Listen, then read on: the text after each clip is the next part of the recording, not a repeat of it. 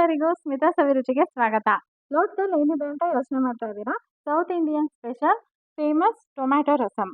Tomato ರಸಮ್ನ ಈಸಿಯಾಗಿ ಹಾಗೆ ಕ್ವಿಕ್ಕಾಗಿ ಹೇಗೆ ಮಾಡೋದು ಅಂತ ಸ್ಮಿತಾ ಸವಿರುಚಿನಲ್ಲಿ ನೋಡ್ಕೊಂಬರೋಣ. ಹಾಗೆ ಹೊಸಬ್ರು ಯಾರಾದರೂ ವಿಡಿಯೋನ ನೋಡ್ತಾ ಇದ್ರೆ ಸ್ಮಿತಾ ಸವಿರುಚಿ ಚಾನಲ್ನ ಸಬ್ಸ್ಕ್ರೈಬ್ ಮಾಡ್ಕೊಂಡು ನೋಡಿ. ವಿಡಿಯೋನ ಈ ಟೊಮ್ಯಾಟೊ ರಸಮ್ನ ಹೇಗೆ ಮಾಡೋದು ಅಂತ ತಿಳ್ಕೊಳ್ಳೋದಕ್ಕೆ ವಿಡಿಯೋನ ಕೊನೆ ತನಕ ಸ್ಕಿಪ್ ಮಾಡದೆ ನೋಡಿ. ನಿಮ್ಮ ಸಪೋರ್ಟ್ ನಮ್ಮ ಚಾನಲ್ ಮೇಲೆ ತುಂಬ ಮುಖ್ಯ. ಟೊಮ್ಯಾಟೊ ರಸಮ್ನ ಮಾಡೋದಕ್ಕೂ ಮುಂಚೆ ಕೆಲವೊಂದು ಪ್ರಿಪ್ರೇಷನ್ನ ಮಾಡ್ಕೊಳ್ಬೇಕಾಗತ್ತೆ. ಇದನ್ನು ಮಾಡ್ಕೊಳ್ಳೋದ್ರಿಂದ ನಾವು ಮಾಡೋವಂಥ ರಸನ ಬೇಗ ಮಾಡ್ಕೊಳ್ಬೋದು.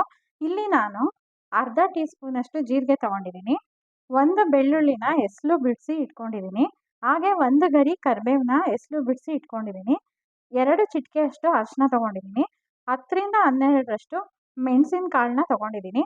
ಇದನ್ನು ಕುಟ್ಟಿ ಪುಡಿ ಮಾಡ್ಕೊಳ್ಬೇಕು.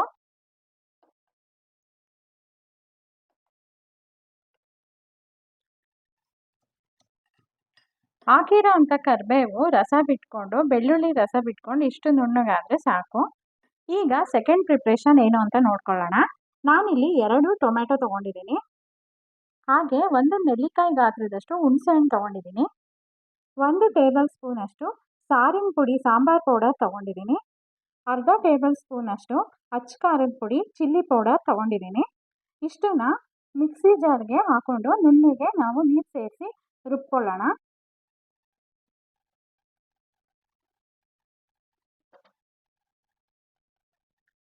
ಟೊಮ್ಯಾಟೊ ಹುಣಸೆಹಣ್ಣು ಮಸಾಲೆ ಈ ರೀತಿ ನುಣ್ಣಗೆ ರುಬ್ಕೊಂಡ್ರೆ ಸಾಕು. ಗ್ಯಾಸ್ ಆನ್ ಮಾಡಿಕೊಂಡು ಒಂದು ಪಾತ್ರೆ ಇಟ್ಕೊಂಡಿದ್ದೀನಿ. ಪಾತ್ರೆ ಸ್ವಲ್ಪ ಬಿಸಿ ಆದಮೇಲೆ ನಾನಿಲ್ಲಿ 2 ಟೇಬಲ್ ಸ್ಪೂನಷ್ಟು ಎಣ್ಣೆನ ಹಾಕ್ತಾ ಇದ್ದೀನಿ. ಎಣ್ಣೆ ಬಿಸಿಯಾಗಿದೆ. ಈಗ ಇದಕ್ಕೆ ಒಗ್ಗರಣೆ ಸಾಮಾನು ಸ್ವಲ್ಪ ಸಾಸಿವೆ ತೊಗೊಂಡಿದ್ದೀನಿ, 3 ಚಿಟಿಕೆಯಷ್ಟು ಹಿಂಗೆ ತೊಗೊಂಡಿದ್ದೀನಿ, 1 ಕರಿಬೇವನ್ನ ಎಸ್ಲು ಬಿಡಿಸಿ ಇಟ್ಕೊಂಡಿದ್ದೀನಿ. ಇದನ್ನು ಸೇರಿಸ್ತಾ ಇದ್ದೀನಿ.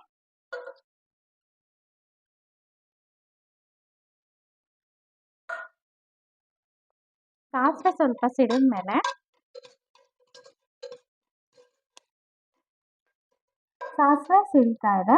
ಈಗ ಕುಟ್ಟಿಟ್ಕೊಂಡಿರೋ ಅಂಥ ಬೆಳ್ಳುಳ್ಳಿ, ಕರಿಬೇವು, ಮೆಣಸು ಮತ್ತು ಜೀರಿಗೆ ಮಿಶ್ರಣನ ಸೇರಿಸ್ತಾ ಇದ್ದೀನಿ.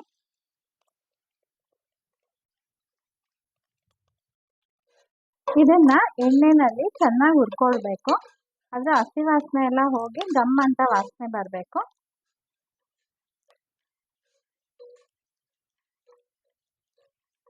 ನೋಡಿ, ಚೆನ್ನಾಗಿ ಫ್ರೈ ಆಗಿದೆ. ಈಗ ಇದಕ್ಕೆ ರುಬ್ಕೊಂಡಿರೋ ಅಂಥ ಟೊಮ್ಯಾಟೊ ಮಸಾಲೆನ ಸೇರಿಸ್ತಾ ಇದ್ದೀನಿ.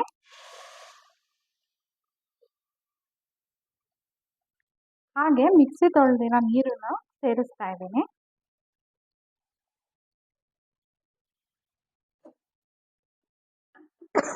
ಮಿಕ್ಸಿ ತೊಳೆದಿದ್ದ ನೀರು ಹಾಕ್ಕೊಂಡು ನಾನಿಲ್ಲಿ ರಸನ ಈ ಕನ್ಸಿಸ್ಟೆನ್ಸಿಗೆ ನೀರು ಮಾಡ್ಕೊಂಡಿದ್ದೀನಿ. ರಸ ಸ್ವಲ್ಪ ನೀರಾಗಿದ್ರೇ ಅದರ ರುಚಿ ಜಾಸ್ತಿ. ಈಗ ನಾನು ಮಾಡ್ತಾ ಇರೋಂಥ ಪ್ರಮಾಣದಲ್ಲಿ 6 ಜನ ಇದನ್ನು ಊಟ ಮಾಡ್ಕೊಳ್ಬೋದು. ನೀವು ಮಾಡ್ತಾ ಇರೋ ಪ್ರಮಾಣ ಜಾಸ್ತಿ ಇದ್ದರೆ ಇದಕ್ಕೇ ಸ್ವಲ್ಪ ಹೆಚ್ಚಿಸ್ಕೊಳ್ಳಿ ಪದಾರ್ಥಗಳನ್ನ. ಈಗ ಇದಕ್ಕೆ ಕುದಿಯೋವಾಗ ನಾನಿಲ್ಲಿ 1 ನಿಂಬೆಹಣ್ಣು ಗಾತ್ರದಷ್ಟು ಬೆಲ್ಲನ ಸೇರಿಸ್ತಾ ಇದ್ದೀನಿ. ರುಚಿಗೆ ತಕ್ಕಷ್ಟು ಉಪ್ಪನ್ನ ಸೇರಿಸ್ತಾ ಇದ್ದೀನಿ. ಒಂದ್ಸಲ ತಿರುಗಿಬಿಟ್ಟು ಲಿಡ್ ಕ್ಲೋಸ್ ಮಾಡಿ ನಾನು ಇದನ್ನು ಕುದಿಯೋದಕ್ಕೆ ಬಿಡ್ತೀನಿ. ಒಂದು 4 ಕುದಿ ಬರಲಿ. ಹೈ ಫ್ಲೇಮಲ್ಲಿ ಇಟ್ಟಿದ್ದೀನಿ.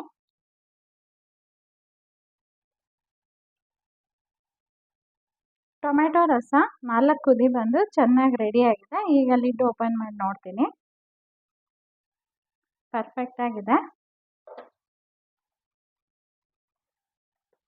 ನೋಡಿ, ಎಷ್ಟು ಸುಲಭವಾಗಿ ಮಾಡಿದ್ವಿ ಅಂತ. ಇದಕ್ಕೆ ಯಾವುದೇ ರೀತಿಯಾದ ಬೇಳೆ ಉಪಯೋಗಿಸಿಲ್ಲ, ಈರುಳ್ಳಿ ಉಪಯೋಗಿಸಿಲ್ಲ, ತುಂಬ ಕಮ್ಮಿ ಪದಾರ್ಥ ಉಪಯೋಗಿಸ್ಕೊಂಡು ಭಾಳ ಈಸಿಯಾಗಿ ಹಾಗೆ ಕ್ವಿಕ್ಕಾಗಿ ನಾನು ಟೊಮೊಟೊ ರಸಮ್ನ ಹೇಗೆ ಮಾಡೋದು ಅಂತ ತೋರಿಸ್ಕೊಟ್ಟಿದ್ದೀನಲ್ವ. ಇದೇ ರೀತಿಯಾದ ಇಂಟ್ರೆಸ್ಟಿಂಗ್ ರೆಸಿಪೀಸ್ಗೆ ಸ್ಮಿತಾ ಸವಿರುಚಿ ಚಾನಲ್ನ ಸಬ್ಸ್ಕ್ರೈಬ್ ಮಾಡ್ಕೊಳ್ಳಿ.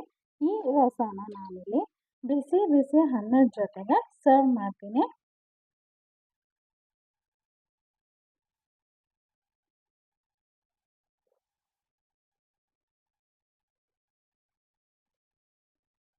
ಚುಮ್ಮು ಚಳಿಗೆ ಜಿಟಿ ಜಿಟಿ ಮಳೆಗೆ ಈ ರೀತಿಯಾದ ಈಸಿಯಾದ ಟೊಮೆಟೊ ರಸನ ನೀವು ನಿಮ್ಮ ಮನೆಯಲ್ಲಿ ಖಂಡಿತ ಟ್ರೈ ಮಾಡಿ.